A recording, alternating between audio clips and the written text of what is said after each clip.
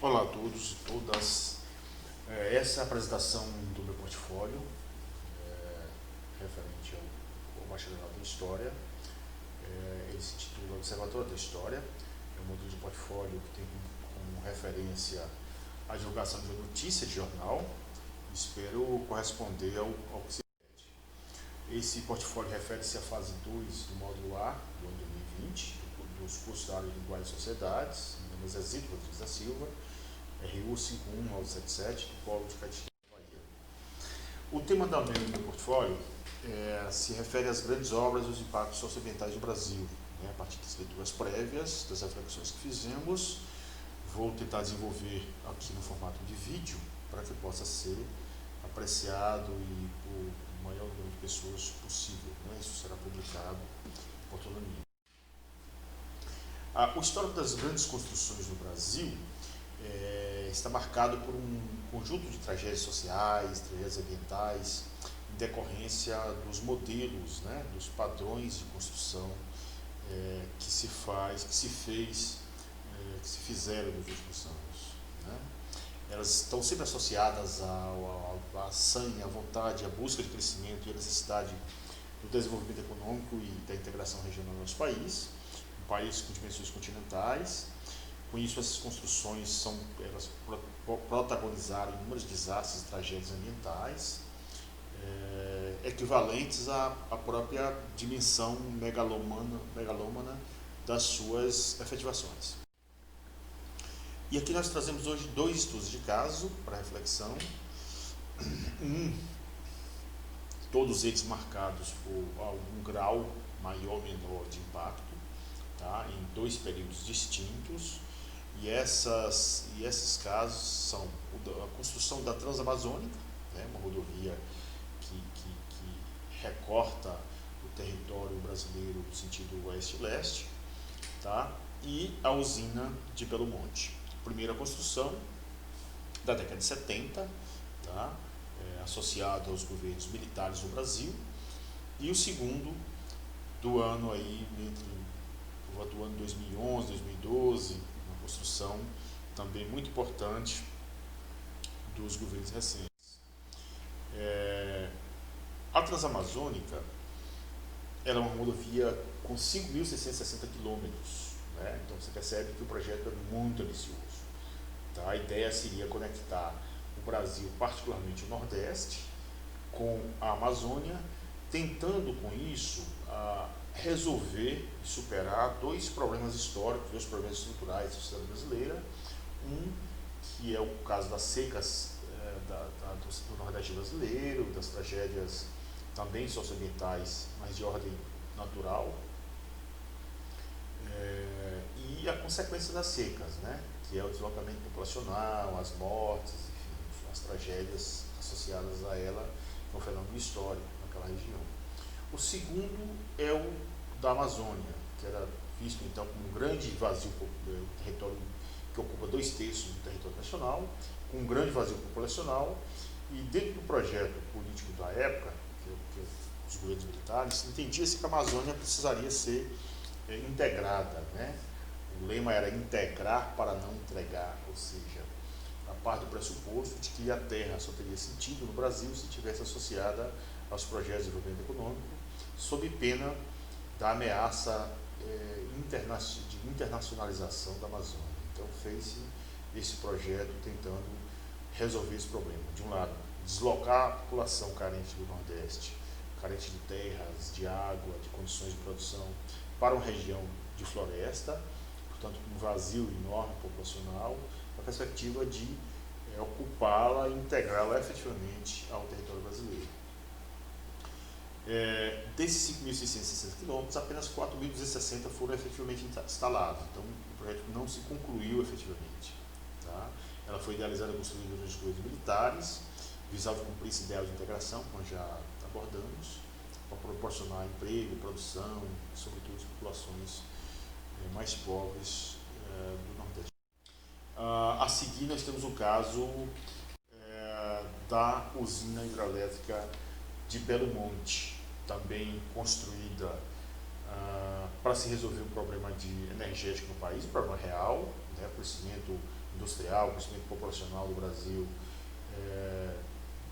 do início dos anos 2000, né, 2003 a 2012 mais ou menos, 2013, gerou de fato uma demanda por energia e, portanto, a usina de Belo Monte foi apontada como uma solução porque a base energética brasileira é hidroelétrica e essa base é uma matriz de geração de energia com custos razoavelmente baratos e com impactos ambientais, do ponto de vista da sua geração, muito baixos. No entanto, a construção da hidrelétrica trouxe um impacto absurdo, embora ela fosse anunciada para ser construída a fio d'água, né? Uma potência instalada em 11.233 megawatts, ela teria capacidade operativa de gerar, produzir cerca de 39,5 terawatt por ano, né, ou 4.500 megawatts,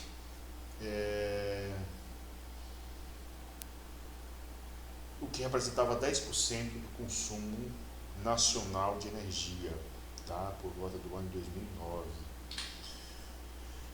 Então, a ideia seria a construção para que houvesse o menor impacto possível, tá, ambiental e social, porque ela, como disse, é uma usina construída a fio d'água, ou seja, não precisaria grandes represamentos de água, portanto, ao contrário de outras construções do passado, impactaria menor a área da floresta, e também de proporcionar um forte desenvolvimento na região de Altamira, no Pará, né, e em Vitória do Xingu, então ambas cidades ribeirinhas do Rio Xingu. Os territórios abrigados pelo mundo, então esse foi o projeto.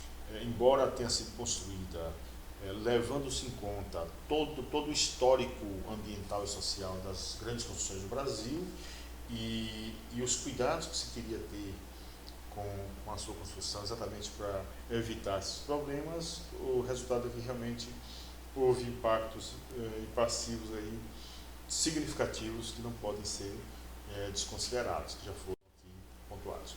E eu trago um terceiro exemplo, um terceiro estudo de caso, que se refere à construção de uma usina, de uma produtora de ferro, né, de indústria produtora de ferro, chamada Projeto Mina de Ferro, da empresa titulada Bahia Mineração, né, hoje ela integra um grande grupo econômico internacional, uma empresa baiana, mas que integra hoje o grupo internacional, e que visa explorar o que é equivalente à terceira jazida de ferro do Brasil, né? A primeira é a jazida de Carajás, a segunda está em território mineiro, né, no quadrilátero ferrífero, em Minas Gerais, e a terceira será então essa usina em Caetité, na Bahia, de onde nós falamos, né, nosso polo de apoio presencial.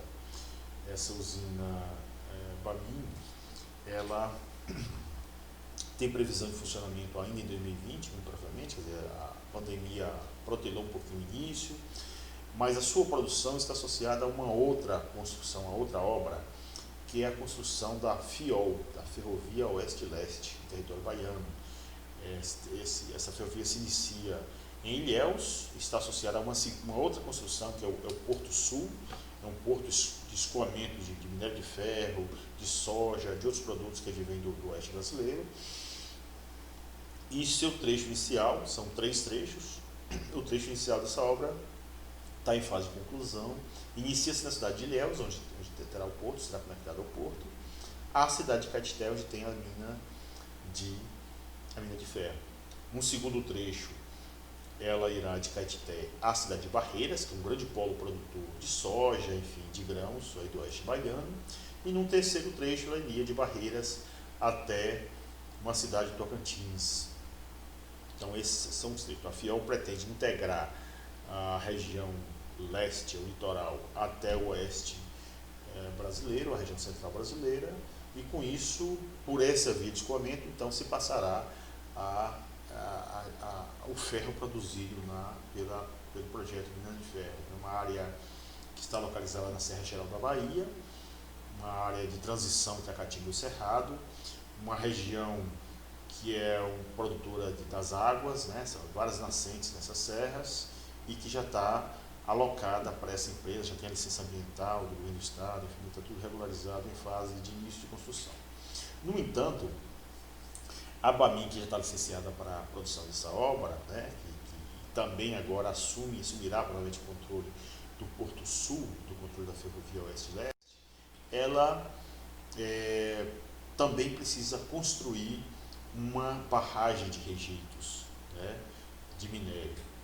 E essa construção da barragem de rejeitos fica nos limites entre o município de Caetité, o município de Pindaí, que também abriga parte da mina, e o município de Guarani.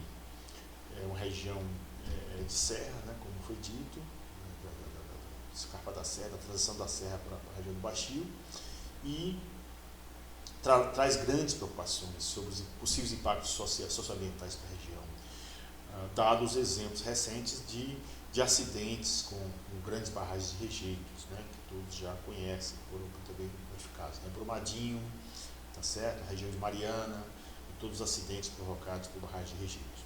Muito embora a empresa tenta passar para a sociedade uma garantia de que esse problema será mitigado, porque o modelo de construção já não é o modelo das barragens antigas que arrebentaram recentemente, mas um modelo mais ajustado a uma nova realidade, então, trazendo um referencial de segurança muito maior. Então, embora isso exista, já há uma mobilização intensa da comunidade para evitar que essa barragem, em algum momento, estourar, ela impactará sobremaneira os afluentes, o Rio das Rãs, né, que é um dos afluentes, o Rio Carnaíba de dentro, que é um dos afluentes do Rio das Rãs, que é tributário do Rio São Francisco. Então, e antes, no entanto, dessa água chegar ao São Francisco, nós temos uma barragem, que é a barragem de Seraíma, uma importante barragem que fica abaixo dessa barragem de rejeitos, e que um eventual acidente receberá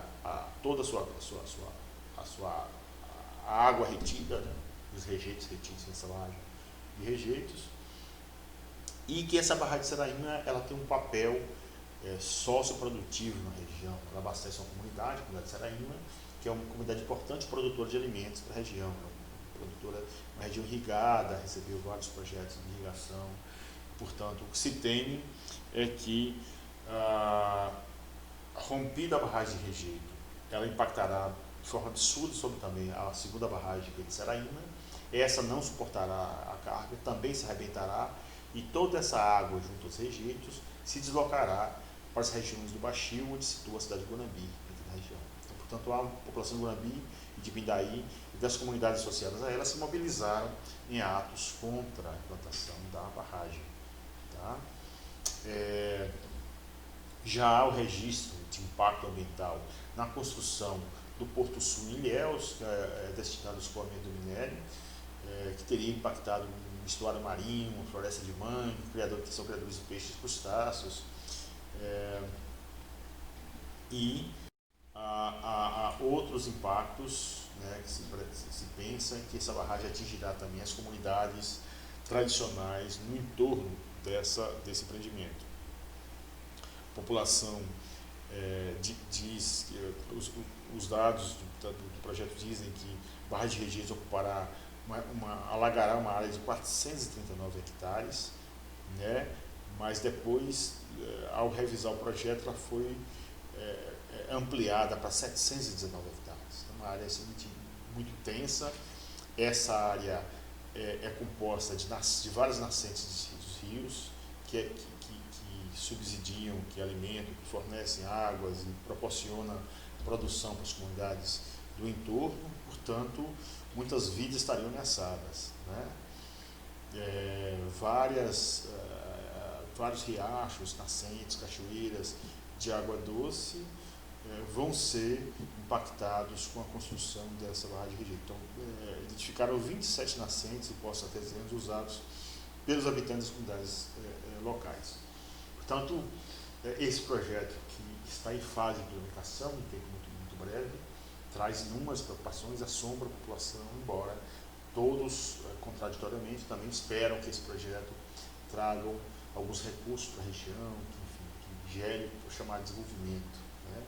Então, esse tem sido aí a grande tragédia nacional, né, que essa ambiguidade, essa contradição entre a adoção de alguns planos de desenvolvimento em oposição a todos os impactos negativos que eles causam à população brasileira, não só os humanos, mas também a fauna e a flora.